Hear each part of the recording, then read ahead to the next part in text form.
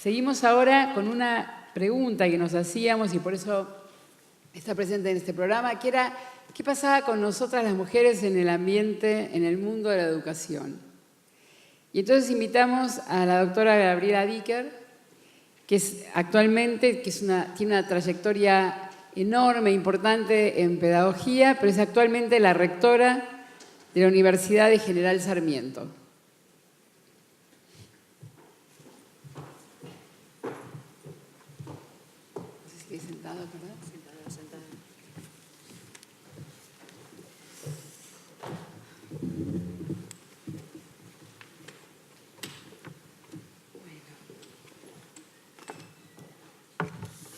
Hola, buenas tardes a todas. Gracias por la invitación, Silvia. Recordaba que la última vez que estuve acá en este auditorio fue hace un par de meses, debatiendo con 3 señores si el Estado debía intervenir o no en educación.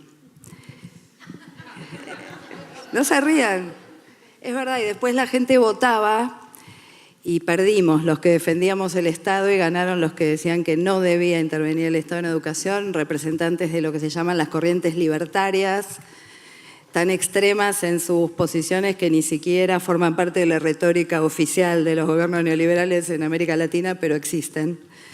Y en este auditorio hecho por el Estado debatíamos esas cosas, así que estoy muy contenta y les agradezco la invitación a volver acá a hablar de la igualdad. Yo voy a referirme en particular, porque es el ámbito que transito con mayor intensidad, especialmente en los últimos años, a las mujeres en el ámbito universitario.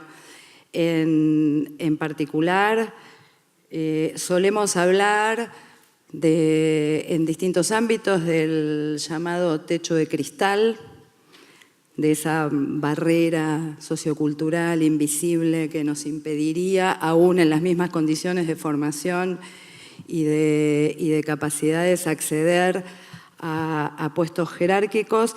Pero solemos pensar también que en las universidades algo así como el techo de cristal en sentido estricto no existe o no debería existir, fundamentalmente porque en una institución de base tan meritocrática como la institución académica en general, sean las universidades o sea el sistema científico-tecnológico,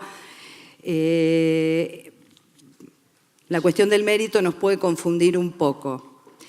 Y se puede sostener, y de hecho muchos sostienen, que en el ámbito académico el acceso a los puestos jerárquicos no estaría atravesado por relaciones vinculadas con la posición de género. Básicamente porque el tipo de cosas que mide el sistema meritocrático académico, o lo que en la academia llamamos mérito, parece despojado de atributos vinculados con la cuestión de género. Ahora voy a volver a esto, pero frente a la idea de techo de cristal y a esta puesta en duda de si esto tiene sentido utilizarlo como concepto para pensar las diferencias de género en el ámbito académico, prefiero directamente hablar del sostenimiento en los ámbitos universitarios de una cultura de privilegio masculina, que no es lo mismo que el techo de cristal exactamente. Y, por supuesto, cuando hablamos de privilegio, decimos que el acceso a un bien o a una posición de alta valoración social queda reservada a un sector restringido y que ese sector restringido accede a ese bien o a esa posición de alta valoración social a costa de otros.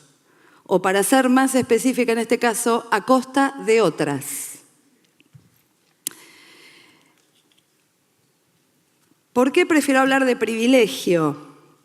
¿O por qué hablamos de unas desigualdades en el ámbito universitario que son también, por supuesto, formas derivadas del sostenimiento de las relaciones patriarcales de dominación? En primer lugar, y les voy a dar solo algunos datos sueltos que todo el mundo conoce seguramente, solo para ubicar el asunto, porque las mujeres tenemos que tener en cuenta que somos más en las instituciones educativas, nos graduamos más y nos va mejor. En la Argentina, si arrancamos con la finalización del secundario, el 69% de las mujeres que está cursando estudios secundarios en la Argentina en 2017 se había graduado contra el 49% del total de los varones que estaba cursando la escuela secundaria, y las pruebas internacionales de calidad y ahora las nacionales vienen mostrando desde hace muchos años con mucha claridad que el rendimiento de las mujeres medido a través de pruebas estandarizadas, con excepción de algunos años de toma de las pruebas y de algunas áreas, le dan a las mujeres un rendimiento, una calificación en todos los casos superior. Esto explica quizá cómo esto repercute luego en el sistema universitario. Para el año 2016, del conjunto de la matrícula de carreras de grado y pregrado en todas las universidades argentinas, sean públicas o privadas, el 57% eran mujeres. Si miramos la matrícula de posgrado para el año 2016, el 59% de las estudiantes de posgrado eran mujeres. Si miramos quiénes finalizan sus estudios, porque una cosa es estar en las instituciones y otra cosa es finalizar sus estudios, o sea, la graduación distribuida por varones y mujeres, tenemos que en la Argentina, también para el año 2016, se habían graduado del total de graduados de carreras de grado y pregrado de universidades públicas o privadas, el 61,2% eran mujeres. Y en el caso de las carreras de posgrado, el 54,5% de las mujeres que habían accedido, de las personas que habían accedido a títulos de posgrado en la Argentina eran mujeres. Si miramos esto en términos de continuidad de las carreras académicas y acceso a las carreras científica y académica, tenemos que del conjunto de investigadores y becarios en organismos públicos de ciencia y técnica y en universidades, el 54,6% son mujeres. Si miramos, si quieren para tomar otro indicador, rendimiento en el nivel superior, comparado varones y mujeres, temas sobre el que casi no hay estudios y casi no hay mediciones, sobre la base de un pequeño estudio hecho sobre la carrera de Sociología de la UBA.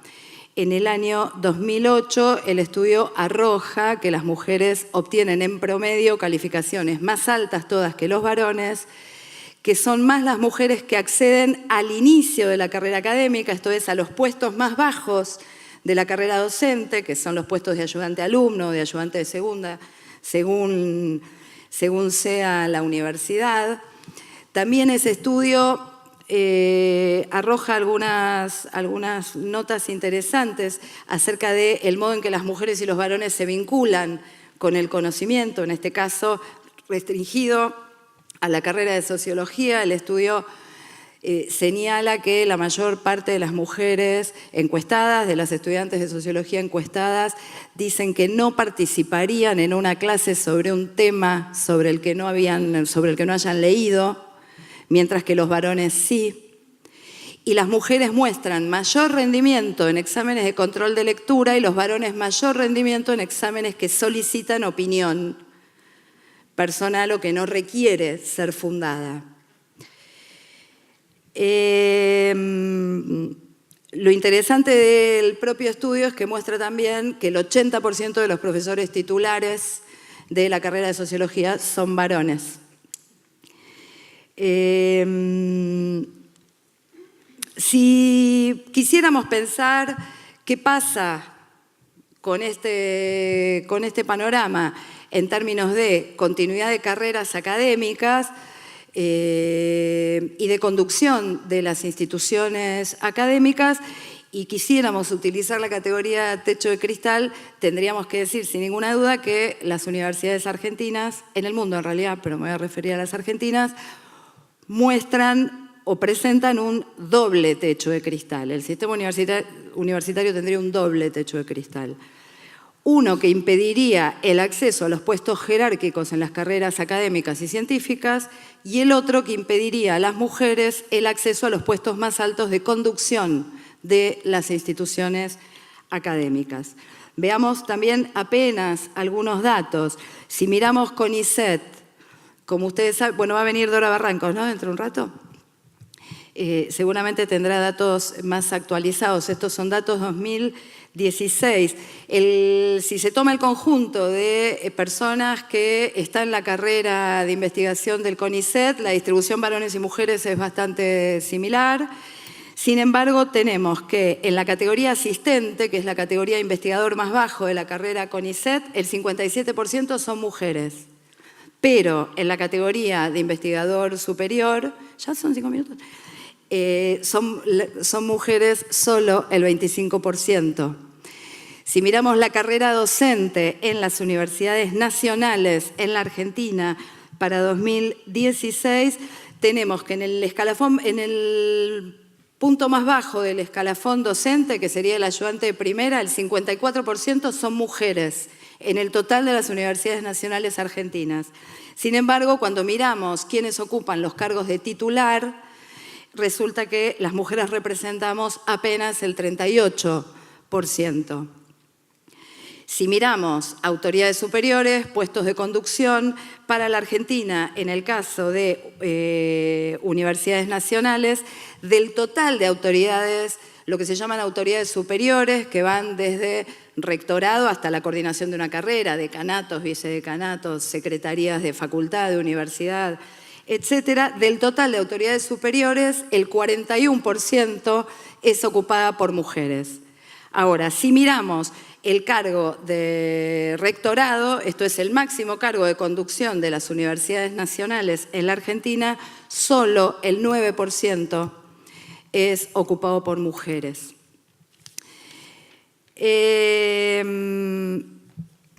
Por supuesto, esta no es una situación solo argentina. Si se mira América Latina, en un estudio hecho por Pablo Gentili sobre 200 grandes universidades en América Latina, solo el 16% era conducida por mujeres, y en Europa solo el 9% de las universidades es conducida por mujeres. Por supuesto, con todo esto podemos hacer una primera constatación, y es que evidentemente los y las universitarias tenemos más capacidad para criticar la sociedad, para criticar la producción de formas de desigualdad que se producen fuera de nuestras instituciones, que para mirar críticamente lo que pasa dentro de nuestras instituciones. Y me gustaría señalar, aunque sea un par de asuntos que me parece que colaboran al sostenimiento de esta situación dentro de las universidades nacionales. La primera, ya la señalé al principio, tiene que ver con el sostenimiento de una lógica y unos procedimientos de acceso a los cargos de base meritocrática. Procedimientos de base meritocrática que de alguna manera invisibilizan las relaciones de desigualdad de género y las naturalizan. Lo que se invisibiliza en estos procedimientos son básicamente dos cosas. La primera es que aún los procedimientos más meritocráticos y aparentemente más distantes de las posiciones de género, frente a igualdad de antecedentes, ponderan favorablemente factores masculinos.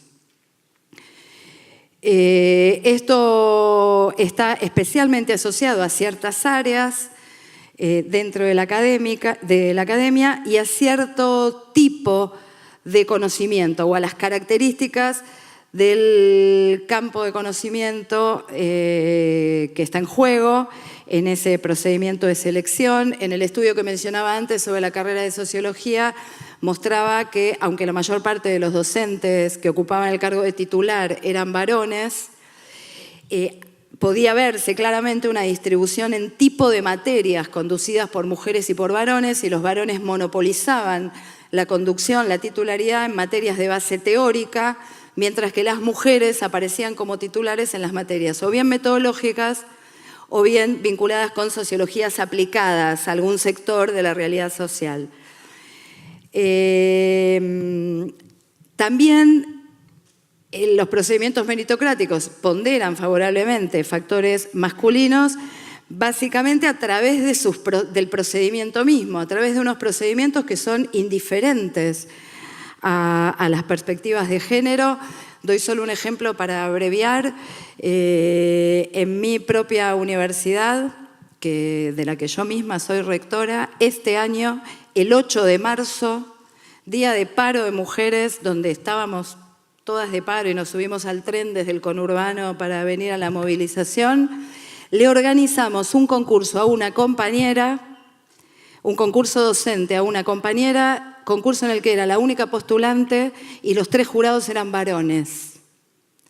Digo, hay algo de los procedimientos en los que solemos también invisibilizar el modo en que las desigualdades de género se atraviesan y nos obliga a pensar todo el tiempo. La otra cuestión, por supuesto, es que los procedimientos meritocráticos evalúan en pie de igualdad trayectorias académicas construidas a lo largo de trayectorias vitales muy distintas, atravesadas fundamentalmente por 2 aspectos, 2 cuestiones que son estructurales en el sostenimiento de la desigualdad de género. Una es, por supuesto, la maternidad y la otra es el tiempo de trabajo no remunerado que todas las mujeres, sin distinción de sector social prácticamente, realizamos y que supone que las mujeres tengamos o no trabajo remunerado, pero en particular si tenemos trabajo remunerado, trabajamos un 40% más de tiempo que los varones, mientras que el trabajo no remunerado que los varones dedican al hogar semanalmente no varía, además de ser mucho más bajo que el de las mujeres, es menos de la mitad, no varía ni con la edad de los hijos, ni con la cantidad de hijos, ni con el sector social de origen. Esto es, se mantiene bastante estable. Aún bajo esas condiciones, las carreras académicas y los procedimientos meritocráticos nos evalúan en pie de igualdad, lo que colabora, por supuesto, al sostenimiento de los privilegios masculinos. ¿Cómo abordar esta cuestión? Desde las universidades se están desarrollando desde hace algunos años diversas políticas. De conjunto se creó una red por la igualdad de género y contra las violencias en el marco del Consejo Interuniversitario Nacional, pero sabemos que dentro de las universidades tenemos, una tarea de visibilización fundamental. Sabemos todas que el feminismo es un viaje de ida y que una vez que viste el mecanismo no podés dejar de verlo, por lo tanto hay un trabajo de visibilización que es indispensable hacer. La otra cuestión en la que las universidades tenemos una deuda fundamental y muy compleja es la de sostener formación de profesionales en todas las áreas con perspectiva de género. La otra es asegurar, por el momento, a través del mecanismo disponible, que son las políticas de cuotas, la participación de las mujeres en los órganos de gobierno de las universidades. Esto no es difícil de hacer. Pocas universidades ya hemos avanzado en esta tarea y no quiero dejar de decir que ahora mismo se está discutiendo esto en algunas universidades en las que los varones que ocupan los lugares en los órganos de gobierno y que deben votar las políticas de cuota dicen, cito, sentirse avasallados por las mujeres que vendrían ahora a sostener ellas el principio de la desigualdad, porque lo que estamos sosteniendo, y esto rige en mi universidad, por ejemplo, desde el año pasado, es que las mujeres debemos formar parte, debemos ocupar al menos el 50% de los puestos en todas las listas para acceder a los órganos de gobierno de la universidad. También, por supuesto, se desarrollaron ya sí en todas las universidades protocolos y procedimientos vinculados con la visibilización y el abordaje de situaciones de violencia de género, que en las universidades son también muy frecuentes, pero nos queda mucho por hacer. Sé que no tengo tiempo, ¿me tomo un minuto? No. Bueno, no me tomo ningún minuto. Solo les quiero anticipar que todas las medidas que tomemos ahora son solo momentos tácticos en una lucha y no pueden ser de ninguna manera el horizonte. Muchas de las cosas que estamos ahora defendiendo en las universidades y en otras instituciones tienen efectos paradójicos. Las licencias prolongadas por maternidad. Mi universidad tiene una licencia de 7 meses por maternidad que por ley nacional laboral es obligatorio tomarse.